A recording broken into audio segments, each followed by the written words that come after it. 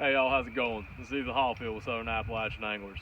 Beautiful spring afternoon out right now, and this time of year always gets me thinking about river smallmouth. I fish and guide for them year round, but this is by far one of my favorite times of year to fish for them, going from the spring into the summertime. What I'm going to do for y'all is going to show y'all my top 5 baits. Like if I had to pick 5 baits to fish with for this time of year going on to the summer, it would be these 5 I'm going to show you. As far as just versatility's sake and catching fish pretty much everywhere in the country. In addition to that, I'll show y'all my preferred rod, reel, and line setup as well. So we'll start off with that actually, since I got it in my hand here. So as far as a rod goes, river smallmouth, I like a 7-foot medium fast action rod. Now again, everyone's got their own preference, and each rod manufacturer has their own different variances from rod to rod. But overall, this 7-foot fast action rod is going to be the most versatile.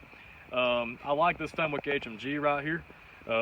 I've been fishing with this since I came out with them. I'm really impressed with these rods. They're built with good components to them, and they're not that expensive. Rods like this, the TFO Professional Series, even the Fenwick Eagle, if you're looking for a more budget-friendly rod, they're all great rods to choose from. And you can get as about as expensive with the rod as you want to, but you don't really need, a $1,000 rod to fish with. You can get away with a $100 rod like this and do just fine with it. Now moving on to the reel. Again, versatility's sake, I like a 2,500 to a 3,000 size reel like this Shimano Sedona right here. If you're looking for a budget-friendly reel, this reel has done really well for me. As long as you keep it oiled and well maintained, it does really well. I've had this one for about 2.5, 3 years now, and kept it oiled regularly and haven't had any issues with it whatsoever. But I like the 3,000 size a little bit better just because it's able to store more line. I fish with braid most of the time, so that way it's allowed me to, I can put a full spool of braid on there and then fish with it for a very long time without really having to worry about changing out the line. Now, I mentioned the braid. That's overall, I think, the most versatile type of line you can fish with braid to some type of leader like this Monofilament Leader right here. This particular braid is Suffix 832 Superline braid. I've been fishing with this for the last couple of years. I love this braid. It's been by far the best performing braid that I've had or tried fishing with.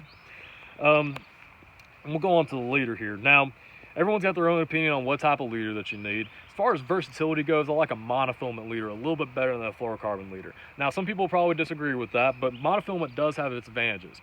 If you're fishing really cold water, fluorocarbon can break a lot easier. It becomes very brittle when the water temperature gets below 35 degrees or so. That doesn't really apply to right now. The water temperature last I checked was getting close to 50 up to around 55 some days, but monofilament retains its strength regardless of the water temperature. It's also got a little bit of stretch to it. Now, of course, it depends on the brand, and you have to kind of play around with it a little bit, but the best performing monofilament that I've used is a Suffix, just plain old Suffix monofilament, and 6 to 8 pound test is really about all you need. I like 6 pound if the water's really clear. I like 8 pound if I'm throwing something a little bit heavier. But that stretch, especially if you're a beginner and you're not really sure about your hook set, if you absolutely drill a fish way too hard, that monofilament does give you a little bit of stretch. It prevents you from breaking off fish nearly as bad. One thing I forgot to mention, with a 7-foot rod, I like fishing rods about this length or even longer in most cases, because if you're wading or bank fishing, you want a rod that's going to be a little bit longer. You ain't on a boat. If you think about, being on a bass boat or something like that, you've already got maybe 2 or 3 feet in elevation above the surface of the water. When you're wading or fishing from the bank, you're either on the water's edge or you're sometimes up to here on your waist. So having that little bit extra length gives you a little bit more leverage to set the hook, and also if you get hung up on a rock or something or a log in the water, it gives you a little bit more leverage to get that hook or that lure out of the water as well. But again, if I had one setup to fish with year round, this would be it right here. And that's just from my experience fishing and guiding for these fish roughly my entire life, to tell you the truth. Now, we'll move on to the good stuff. We'll move on to the bait here.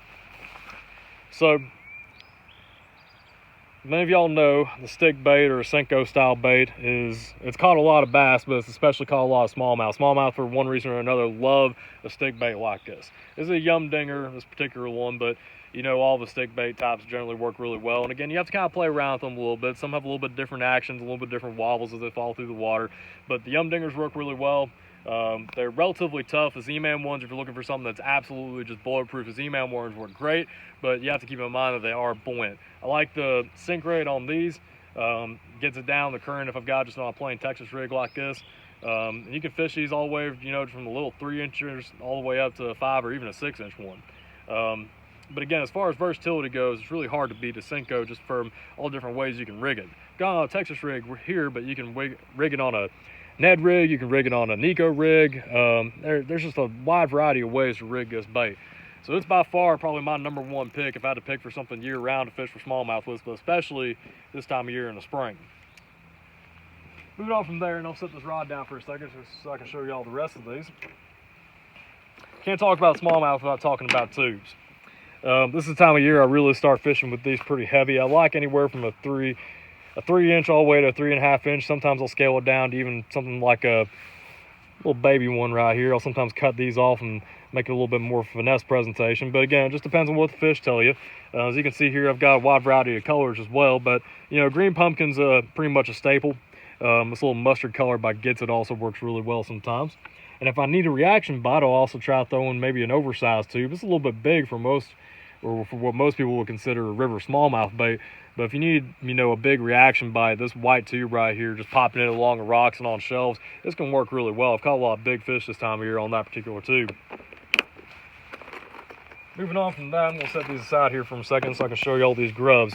And of course, and again, same thing like with the tubes here. I've got them in a wide variety of colors.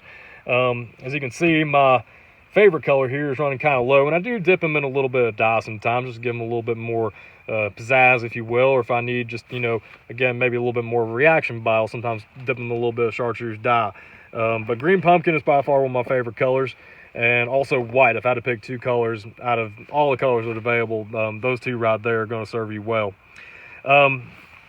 Moving on from that one, we also can't talk about river smallmouth without talking about a fluke or a soft jerk bait. Zoom Super Fluke by far has probably caught more river smallmouth than anything else, arguably, other than a Senko. It works really well, especially this time of year, and there's a lot of rigging options for this as well. You can put this on a weighted swim bait hook, you can put it on a nose hook, you can put it on a traditional Texas rig. But either way, if I had to pick two colors, the pink and it's solid white right there, I've caught probably more fish on than anything else. There are times where they like some with a little bit more flash, or sometimes they even like a little crazy color like this electric chicken. I think that's what it's called anyway. But you know, if I had to pick just two colors, white and pink, right, by far I've caught more fish than anything else. Okay, moving on from our soft baits, we're going to talk about hard baits here, and I can't talk about river smallmouth this time of year without talking about topwater.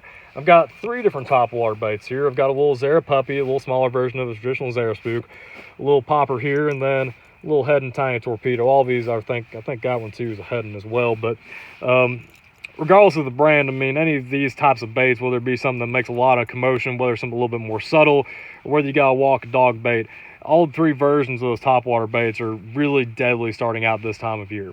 When the water temperature is a little bit colder, I'll start out with something a little bit more subtle.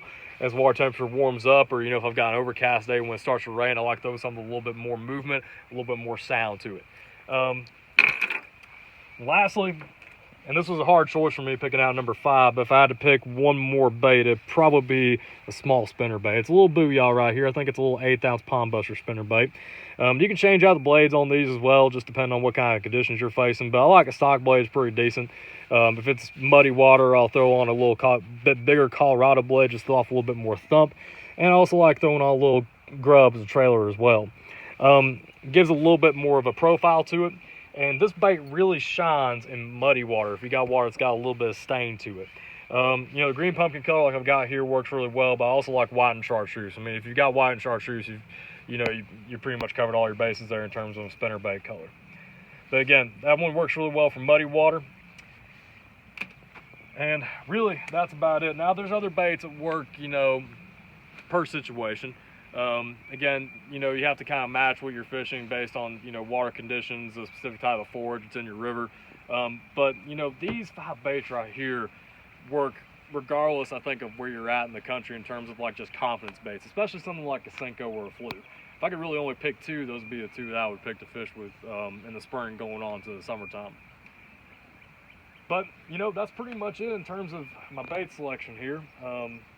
You know, like I said in the previous video, regardless of all the stuff that's going on in the world right now, we're still trying to fish. We're still trying to, you know, keep in touch with what these fish are doing, and we're still available to answer any questions that y'all have as well. So feel free to reach out to us. We're more than happy to help y'all with anything that we can. We hope to see y'all on the water soon. Tie lines, everybody.